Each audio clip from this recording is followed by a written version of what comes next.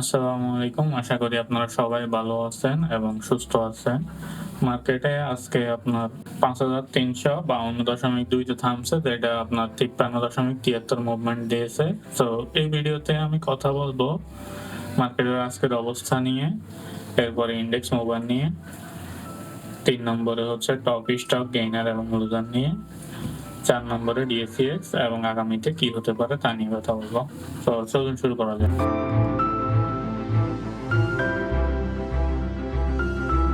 So market open হয়েছে ৫,২৯৮.৪৭, মার্কেটের high হচ্ছে ৫,৩৫৮ আর মার্কেটের লো হচ্ছে ৫,২৯৪.৬০। টোটাল ট্রেড সংখ্যা যদি আমরা দেখি, টোটাল ট্রেড হচ্ছে ১,৮৮,০০০, টোটাল ভ্যালু হচ্ছে ৭৪৩.১৬ কোটি। আর 1 মিনিট চার্টটা আপনারা দেখতে পাচ্ছেন, 1 মিনিট চার্ট বাই প্যাকেটটায় বেশি ছিল শুরু থেকেই।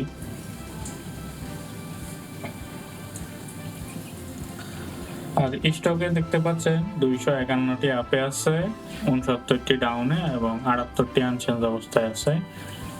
আজকে ট্রেড ভ্যালু হচ্ছে ৭৪৩.১৬ কোটি, যেটা মোটামুটি ২৬ কোটি টাকার মতো বেশি গতদিন থেকে, যেটা পজিটিভ পয়েন্ট, অনেক বড়।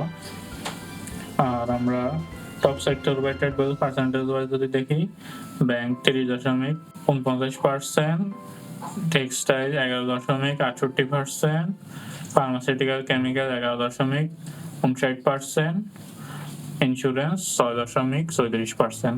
আর বাকিগুলো আপনি স্ক্রিনের মধ্যে দেখতে পাচ্ছেন। এরপরে টপ সেক্টর বাই গেইনার এবং লুজারের মধ্যে হচ্ছে টেক্সটাইল সবার উপরে, এরপরে ইন্স্যুরেন্স, এরপরে ফার্মাসিউটিক্যাল, এরপরে ইঞ্জিনিয়ারিং, এরপরে ব্যাংক। আর আমরা যদি ডাউন দেখি, ডাউনের মধ্যে দেখতে পাবেন ব্যাংক, এরপরে ইঞ্জিনিয়ারিং এ 7টা ডাউন, এরপরে 6টা ডাউন হচ্ছে আইটি সেক্টরে। এবার আমরা ইন্ডেক্স মুভারটা একটু দেখি।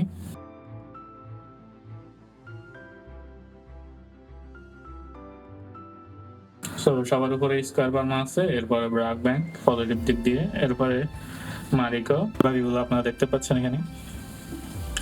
এবার নেগেটিভ ইম্প্যাক্টের দিকে দেখেন, রবি হচ্ছে সবার উপরে, ডাচ বাংলা, এরপরে মিডল্যান্ড ব্যাংক, এরপরে ওয়ালটন, আর বাকিগুলো আপনারা দেখতে পাচ্ছেন এখানে। এবার আমরা টপ দেখি। গেইনারের ক্ষেত্রে হচ্ছে রহিম টেক্স, সেলভো কেমিক্যাল ইন্ডাস্ট্রি, এরপরে আছে সাউথ ইস্ট ব্যাংক, আর বাকিগুলো আপনারা এখানে দেখতে পাচ্ছেন। এবার লুজারের ক্ষেত্রে মিডল্যান্ড ব্যাংক, এরপরে হচ্ছে মিউচুয়াল ফান্ড, এরপর ফাইন্যান্সিয়াল ইনস্টিটিউশনের একটা স্টক এবং এরপরে হচ্ছে এনআরবি ব্যাংক, বাকিগুলো আপনারা এখানে দেখতে পাচ্ছেন। এবার আমরা ডিএসইএক্স এর মধ্যে তাকাই।